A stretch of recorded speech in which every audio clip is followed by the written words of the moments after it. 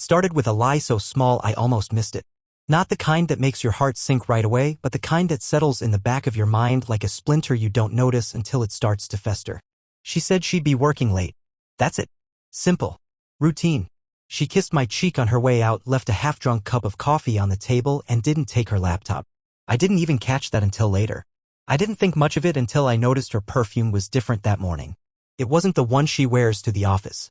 It was stronger, muskier, the kind I've only seen her wear to weddings or expensive nights out when she wants to be noticed.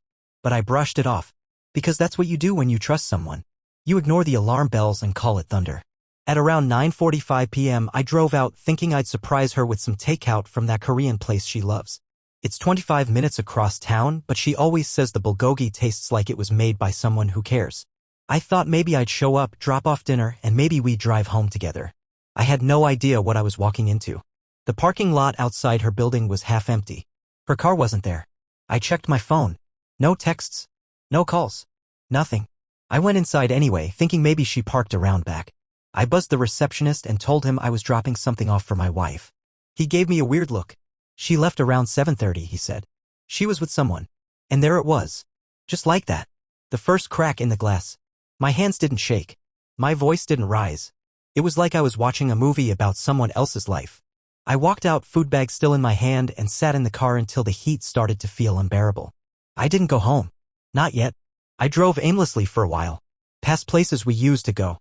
Past the movie theater where we had our first date. Past the little park with the fountain where she cried and told me she wanted to spend her life with me. All those memories felt like paper catching fire. And me just watching them burn from the front row. I got home just before midnight. Her car was in the driveway. She was in the kitchen, barefoot, singing along to some old song I didn't recognize. She looked up when I came in like nothing was wrong. "You're home late," she said, like she hadn't been lying to my face for hours. I didn't answer. She walked over, took the bag from my hand, peeked inside. "You went all the way across town for this?" She laughed. "That's sweet." Sweet? I watched her take out the food, humming to herself, and that's when I noticed it. Her phone. On the counter. Unlocked. I never check her phone. Never have, never wanted to. But something inside me twisted. It didn't feel like an invasion, it felt like survival. There were no messages in the chat app she always used. But there was a voice memo. Sent at 8:12 p.m. My heart didn't race. It slowed down like my whole body was bracing for impact. I hit play. It was her. Laughing. Talking to someone. Another woman, maybe. I couldn't quite tell. But then, clear as crystal, she said it. "Sometimes I regret ever marrying him." And then she laughed. Long careless. I didn't say a word. I didn't throw the phone. I didn't yell. I just stood there and looked at her. She must have seen something in my face because the laughter stopped and she slowly turned around. "What?" she asked. Still playing dumb. I didn't answer. I went upstairs, packed a bag. Just one. Nothing dramatic. No slammed doors. Just silence. She followed me, voice rising. "Are you seriously going to walk out without even talking to me? What is this, some kind of performance?" I kept packing. Shirt, jeans, charger. Nothing else. "You heard it, didn't you?" she snapped. "God, are you really this pathetic? Eavesdropping now?" Still, I didn't speak. I couldn't. There wasn't a word in any language that could have made sense of the venom I felt inside me. "This is exactly why," she said, crossing her arms. "This is why I said it. Because you're weak. You run. You don't fight for anything." I turned to her finally. And I saw it. Not guilt. Not fear. Just annoyance. Like I was an inconvenience in her evening. "I don't need to fight for someone who already gave up," I said. "I'm not a war. I'm a man. And I'm done." Then I left. Not because I wanted to. Because I had to. The motel room smelled like bleach and old coffee. I didn't care. I dropped my bag on the stained carpet and sat on the edge of the bed, fully clothed, staring at the blank television screen. It was the kind of place where time didn't move. The kind of place you don't check into unless you've run out of choices or pride. I stared at my phone for over an hour.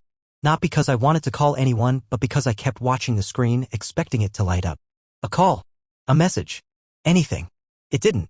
Around 2 a.m. I finally played the voice memo again. Just once more to make sure I hadn't imagined it. Her tone, the way she laughed like I was some inside joke. She didn't stutter. She didn't sound torn. She said it like she was brushing lint off her shoulder. Cold and clean. "Sometimes I regret ever marrying him." That sentence was a door, and once I stepped through it, there was no going back. The next day, I called in sick. I didn't even pretend to sound ill. My boss didn't ask questions. Maybe he could tell something was wrong, or maybe he just didn't care. Either way, I had space to breathe. I spent the day sitting on a plastic chair outside the motel, sipping vending machine coffee and trying to make sense of everything.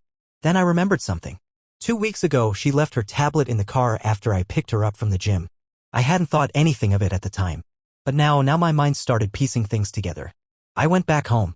Not to talk. Not to argue. Just to retrieve that one piece of truth. She wasn't there when I arrived. Her car was gone. I used my key.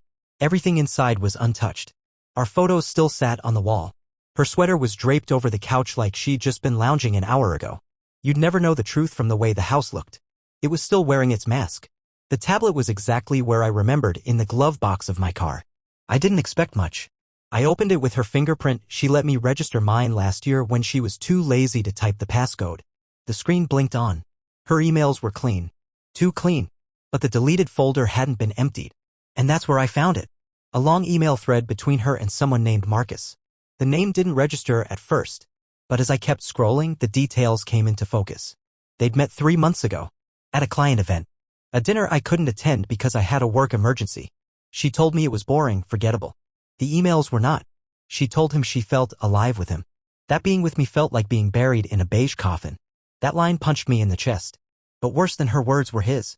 He wrote back, telling her he couldn't wait until she got over her fear and left the dead weight behind. He sent her pictures of restaurants, hotel rooms, even a beach house in South Carolina. Promises. All of them.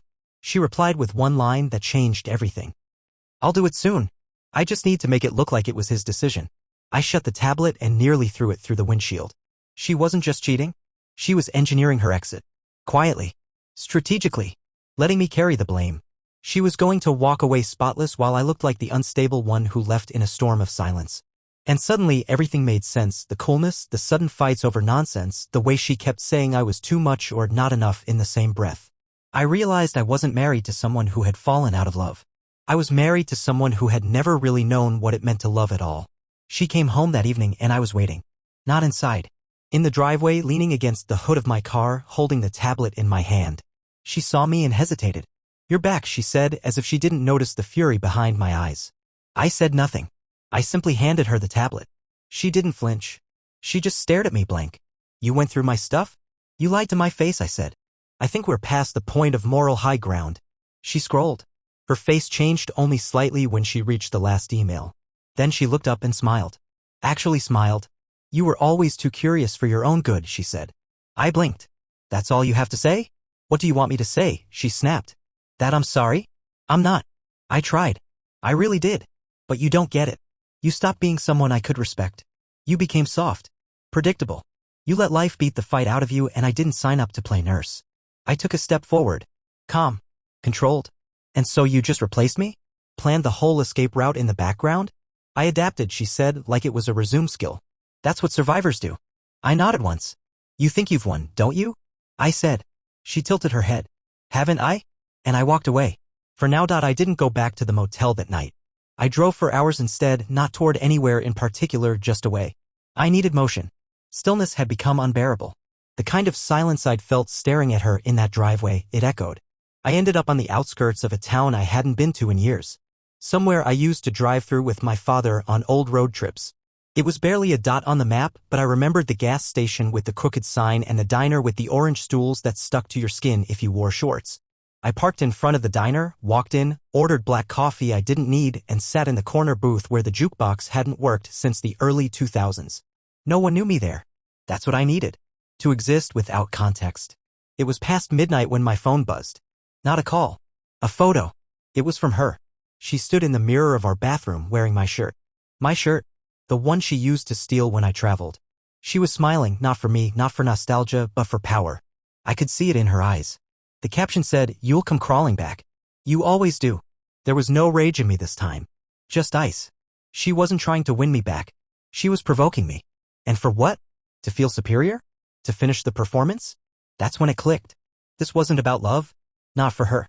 It was theater. She needed to be the one walking out on someone who begged her to stay. That was her closure. And I'd ruined it by leaving quietly. So now she was rewriting the story. Piece by piece. The next day, I found out just how far she'd go. A call came from my sister. "Why is she telling people you've been having a breakdown?" she asked, confused and worried. I froze. What? She called Mom. Said you stormed out. That you've been paranoid lately. That she's scared for you. I felt my pulse slow again, that same cold calm creeping in. She wasn't just rewriting our story. She was poisoning the well. She said you've been acting unstable. That you've been disappearing for days. She even mentioned calling someone for help, like professional help. My sister's voice cracked. Jason, what's going on? I told her everything. No filter. I laid it out in cold facts, the voice memo, the tablet, the emails. The plan. The lies. There was silence on the other end for a long time. I believe you, she finally said. But this is twisted. Twisted didn't even cover it. By the next morning, I had 2 missed calls from mutual friends. One even asked if I was safe. The rumor train was already leaving the station. She was good. Scary good. I knew I couldn't beat her at her game, not by playing fair. But I didn't have to fight her head on. I just had to expose her. Quietly. Precisely. I called a friend of mine who worked in IT security. Someone who owed me a favor. I asked him to recover everything on that tablet, emails, cloud backups, even deleted audio files. I wanted receipts. Not for revenge. For protection. Because I had a feeling she wasn't done. And I was right. The next day, I came home briefly to grab my passport and a few important documents. When I opened the door, the lights were on. She was sitting on the couch. Like she lived there. Like nothing had happened. Did you forget something? She asked, sipping wine like we were just on a timeout from a petty argument. You shouldn't be here, I said, moving past her to the study. This is still my house too. Not for long. She stood, walked to the doorway, blocking it slightly. You know, you could have made this easy. You could have let it fade. We could have parted ways quietly. But now? You've made it messy. I didn't make it messy. You made it malicious. Don't be dramatic, she snapped. I'm not your villain. You're just weak. You always needed things to be simple and life doesn't work like that. I stared at her for a long time. You don't want closure. You want an audience. She smiled again. Everyone wants to be remembered. I didn't reply. I just walked past her and left. But I wasn't done. And she wasn't ready for what came next. 3 days later, I had the files. My friend sent everything in a locked folder with a single message. You were right to leave her. And you're right to be careful. I opened it. The voice memos were worse than I remembered. Not just that one. There were others, short clips she'd recorded during our fights, our private moments. Edited, spliced. Taken out of context. She'd been building a narrative long before I knew something was wrong. One of the clips was just me yelling after she pushed me too far in an argument. But she'd cut out the part where she told me I was a disappointment to my dead father. The emails told a full story. She wasn't planning to leave me because of Marcus. Marcus wasn't real. Well, he existed. But she wasn't trying to start a new life with him. He was just a pawn. Someone she could use, make promises to, extract validation from. He lived 2 states away. They'd only met twice. But she'd painted a whole fantasy with him, feeding him lies about our marriage, about abuse, about being trapped. And Marcus? He wasn't some mastermind. He was a sad man in a failing marriage of his own, clinging to her as a lifeline. It wasn't love. It was leverage. But she was careful, everything framed to make me look unstable if it ever came out. She never expected me to find the full picture. That night, I printed copies. Voice memo transcripts. Email threads. Dates. Locations. I even had screenshots of her using our shared credit card for one of her hotel visits, charging it to client entertainment. Then I called a lawyer. A good one. And I handed him the folder. He read for 15 minutes without speaking. Then looked up and said, "Do you want blood, or just clean freedom?" I didn't hesitate. Freedom. He smiled. We'll give her enough rope to hang herself, and we won't have to touch the knot. The next morning, I served her papers. Not with a knock. Not with drama. Through her job. Her assistant handed her the envelope in front of her team. Cold. Precise. Calculated. Exactly how she liked it. Except now she was on the receiving end. She called me 4 times that day. Left 1 voicemail. I didn't answer, but I listened. Her voice was calm. Too calm. So this is how you want to play it? Drag me through court like I'm some criminal? You know what this'll look like, right? To my clients? To your family? Then the mask cracked. You think they'll believe you? After the things I've told them? After everything I've shown them? I hit save. Because the storm was coming. The next day, I woke up to an email from an unknown address. No text. Just an attachment. A video. It was from Marcus. He was sitting in his car, parked on the side of a road. He looked like hell. Disheveled. Eyes red. Hey, he said into the camera. I don't know you, but I think you deserve this. Then he explained. She'd been using him. Told him we were separated. That I was controlling. Dangerous. She said I threatened to ruin her life if she left. He believed her until she slipped. Said something that didn't add up. Then another thing. Then he started digging. He found out we were still living together 2 weeks ago. She'd lied to him about everything. He sent screenshots. Messages where she told him I'd assaulted her. Where she begged him to lie if I ever showed up asking questions. Where she wrote he'll crumble if he thinks he's losing his mind. I just have to push a little more. He ended the video with 6 words I won't forget. She's not done hurting you yet. And just like that I realized this wasn't over. She didn't just want out. She wanted to win. And I wasn't playing to win. Not yet. I didn't sleep that night. I sat in a silent room, phone in one hand, Marcus's video paused on the screen, my mind torn between disbelief and grim clarity. She had planned it all. The messages Marcus sent, they weren't just twisted, they were surgical. She wasn't unraveling. She wasn't impulsive. She was methodical. The kind of cold that doesn't come from emotion but from design. I played the voice memo again. I just have to push a little more. That sentence rewrote our entire history. Every fight, every silent dinner, every time she looked at me like I was an insect under glass, it had all been deliberate. A slow kill. She didn't want out of the marriage. She wanted a controlled collapse where she came out the survivor, the victim, the one who escaped. But I wasn't collapsing. I called Marcus. He picked up after 2 rings. You got it, he said before I even spoke. I did. And I believe you. He sounded exhausted. I didn't think you would. I figured you'd see me as just another piece of the problem. You were, I said honestly. But you're not the architect. He sighed. No. I was just the mirror she used to admire herself in. We talked for over an hour. He told me about things she'd said. Manipulations. Emotional setups. She'd told him I was emotionally abusive, even said I tracked her phone. She'd showed him photos of bruises, old ones from years ago when she fell down our back steps in winter. She repurposed them, told him I'd done it. I thought I was helping her escape, Marcus said. Turns out I was just giving her more ammunition. I hung up with one goal, protect myself. Because she was getting desperate. That night I returned to the house. Not to speak to her, just to gather documents. I was still on the deed, still had legal access. My lawyer advised me to move fast. So I did. She wasn't there. At least, I didn't think she was. Until I walked upstairs. The bedroom was dark. But not empty. She was lying on the bed. Not sleeping. Waiting. Back already? She asked, her voice flat. I'm not here to talk. Then why are you in my house? Still half mine, I said, not looking at her. Funny, she muttered. You act like property rights matter when everything else is in flames. I ignored her and went to the closet. Retrieved the fireproof safe with our documents. Birth certificates. Old bank files. Then I noticed something strange, her drawer was open. Empty. You moving out? No, she said. You are. I turned slowly. She was sitting up now. Calm. Composed. Wearing the same robe she used to wear on Sundays while reading the Times like she was still some version of a gentle wife. There's no version of this where you come out clean, she said. You think the truth matters? You think facts matter more than emotion? I stared at her and suddenly I wasn't scared. I was fascinated. She was confessing not with guilt but with pride. All I need to do is cry, she said. One interview. One phone call. You'll be whatever I need you to be. Do you understand that yet?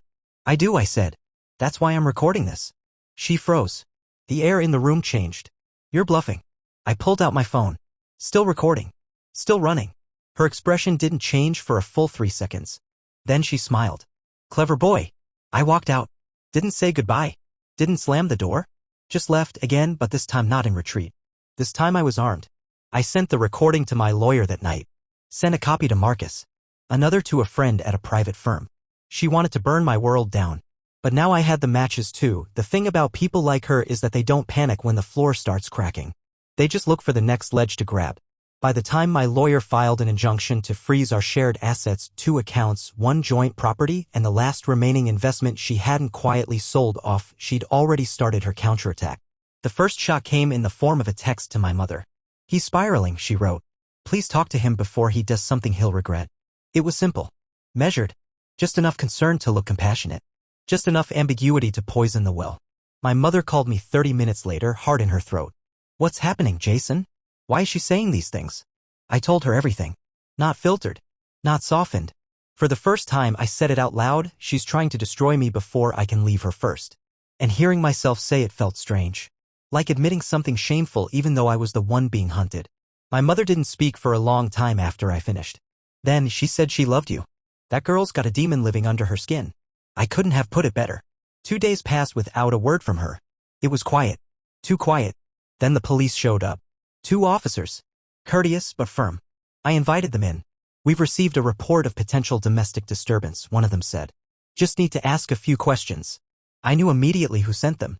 She wasn't coming for me with knives. She was trying to discredit me inch by inch. I showed them the legal documents, the emails, even the recording. They weren't there to arrest me. They were there to observe, to document. She says she's afraid you might retaliate, the officer said, tone careful. I haven't seen her since the last time she tried to psychologically gaslight me into a panic attack. He raised an eyebrow. I have proof, I said. You want to hear her admit it? I played the recording. The part where she said, all I need to do is cry. When it ended, the second officer, silent until now, exhaled slowly. We've seen situations like this before, he said quietly. She's not scared. She's staging. They left with their notes and no further action, but I knew that wouldn't be the last chess move. She had more pieces. And she hadn't brought out her queen yet. Later that night, Marcus called again. His voice was clipped, nervous. She reached out to my wife, he said. What? She told her everything. Sent her fake messages. Made it look like I've been the one chasing her. My wife threw me out this morning. I sat down slowly. She's collapsing your life now too, I said. She wants to take everyone with her, he muttered. If she can't burn you, she'll burn me to ash and say I was the one holding the match. That's when I knew this was no longer about a broken marriage. This was a demolition project. The only question was who would be standing when the dust settled. I filed for a restraining order the next morning. Attached every piece of evidence I had, recordings, messages, Marcus's statement. My lawyer said we get it. Judges don't like this kind of manipulative warfare. Especially not when there's proof. But even as the law started tipping in my favor, I could feel it. Her silence wasn't defeat. It was preparation. Because this woman didn't go down with the ship. She always made sure someone else drowned first. It was the silence that told me something was wrong. She hadn't made a move in days, not a message, not a staged scene, not a call to some mutual friend to check on me. And for someone like her, that kind of quiet isn't surrender. It's planning. On the fourth day, I got a call from a woman I barely remembered. Her name was Colleen. We met years ago at a holiday party she threw with her then boyfriend who used to work with my wife. I hadn't seen her since. Jason, she said, her voice rushed and nervous. I know this is weird. I probably shouldn't be calling you, but something happened. What kind of something? She came to see me. Your wife. I sat up straight. She showed up at my apartment. Said she needed a friend. I thought maybe she just wanted to vent, but... Jason, she started talking like she was trying to sell me a version of you I didn't recognize. What did she say? That you'd been following her. That you were unhinged, that you'd made threats. She was crying. It was convincing, honestly. My chest was tight, but I let her finish. But then she slipped up. Said something about how you were trying to take her version of the story away from her. That she wouldn't let you do that. Colleen paused. And the way she said it, it didn't sound like a scared woman. It sounded like someone trying to control the ending of a story they already started writing. I didn't ask Colleen to get involved. She offered. I think you're in real danger, she said. Not physical. But she's not trying to win. She's trying to erase. After the call, I sat in the dark for a long time. And I started remembering things. Not from now, but from before. 3 years ago, I got a call from her ex.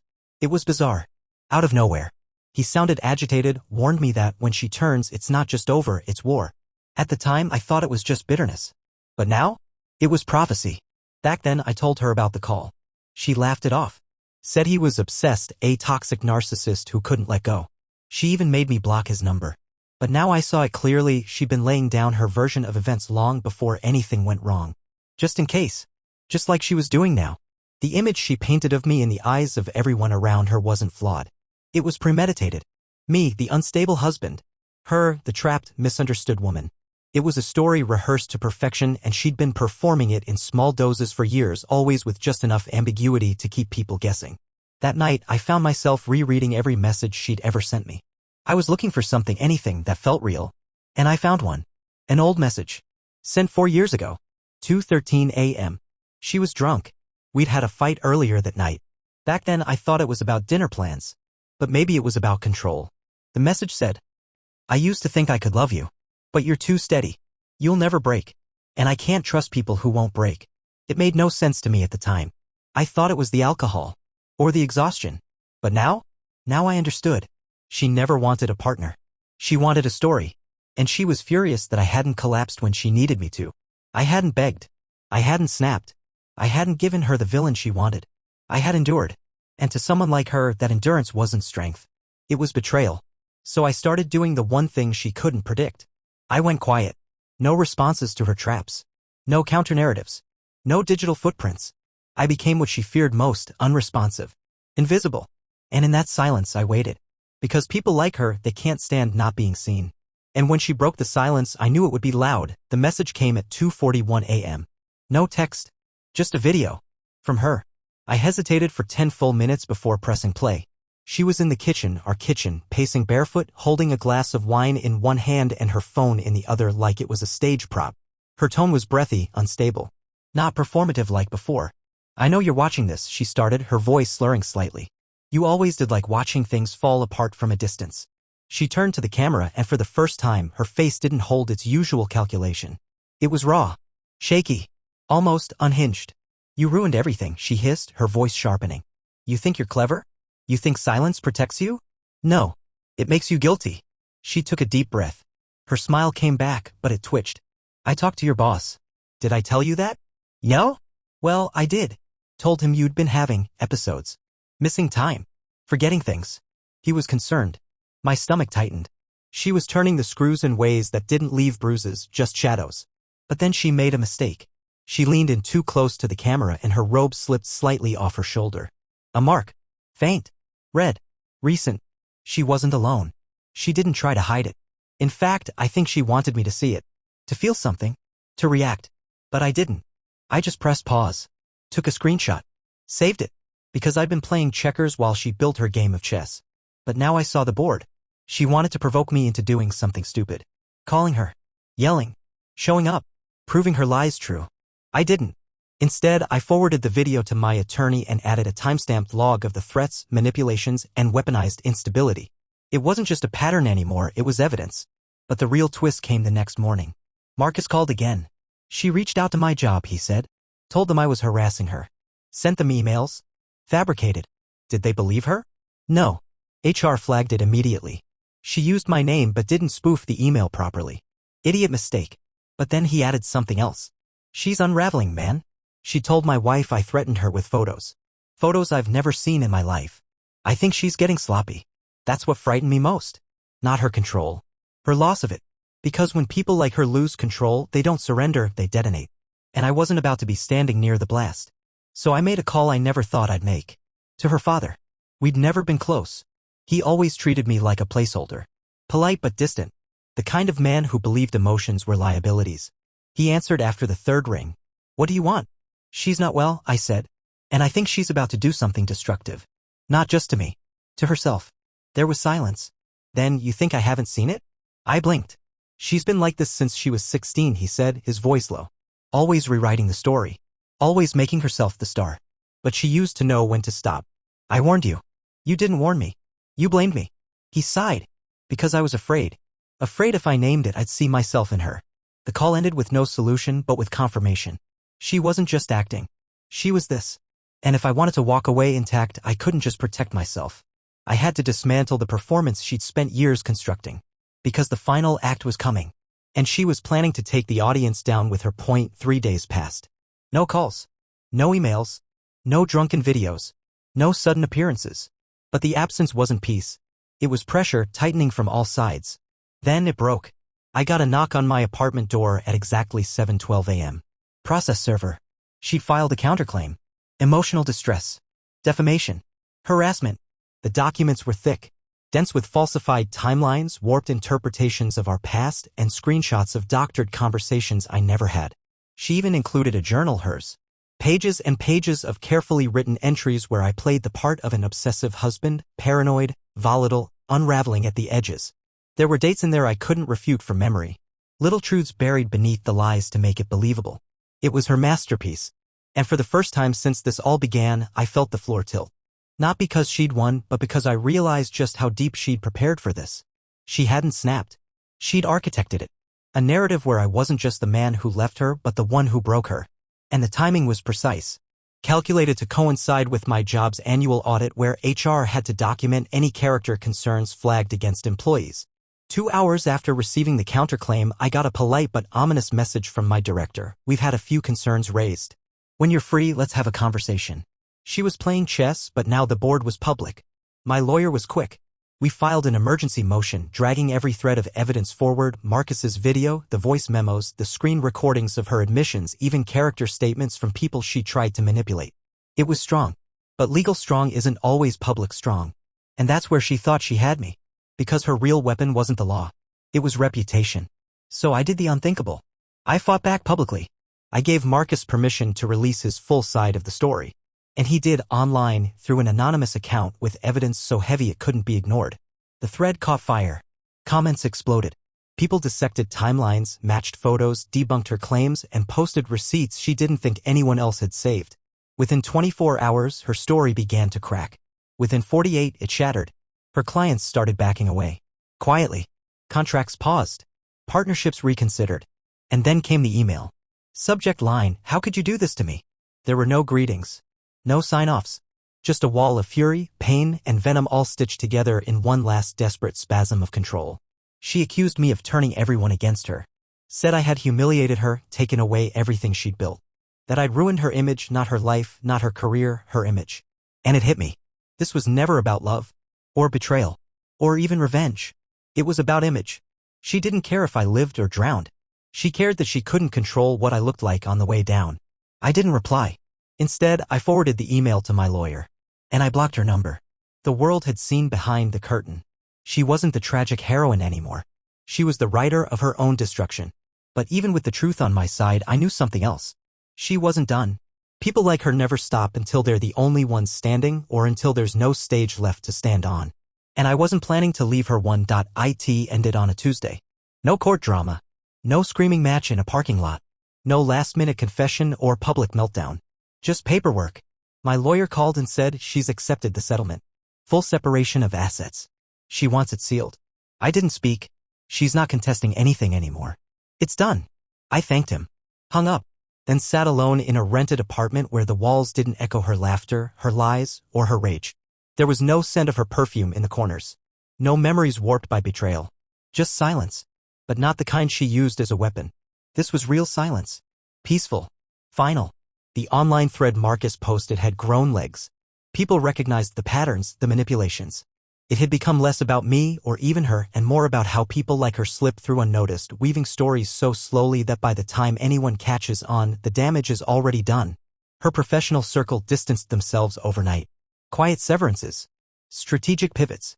She tried to control the collapse, but you can't put out a fire you started with gasoline. Then I got a letter. Handwritten.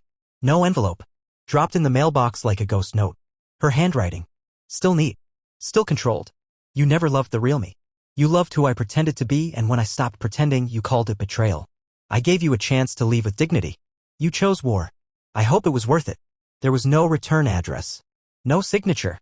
Just that final sting. You chose war. She still didn't understand. I hadn't chosen war. I'd chosen survival. And when the cost of surviving is tearing down a fantasy someone built over years of deception, it feels like war. But it's not. It's justice. A week later, I passed by a cafe downtown. She was there. Alone. No entourage. No mask. She didn't see me. But I watched her for a moment through the glass. And what struck me most wasn't how different she looked, it was how much of her was missing. The performance was gone. She wasn't smiling like she was about to manipulate someone. She wasn't posturing for effect. She just sat there blank. An actress who'd outlived her script. And for the first time in months, I felt nothing. No anger. No ache. No fear. Just detachment. Like watching a movie I once thought was real. I walked away without a glance back. Because she was never going to destroy me. Not because I fought harder. But because I saw her. Really saw her. And once you see the truth of someone like that, the illusion can never take hold again. So here's my advice to anyone reading this. When someone shows you who they are, don't wait for the encore. Walk out of the theater. And don't stay for the credits.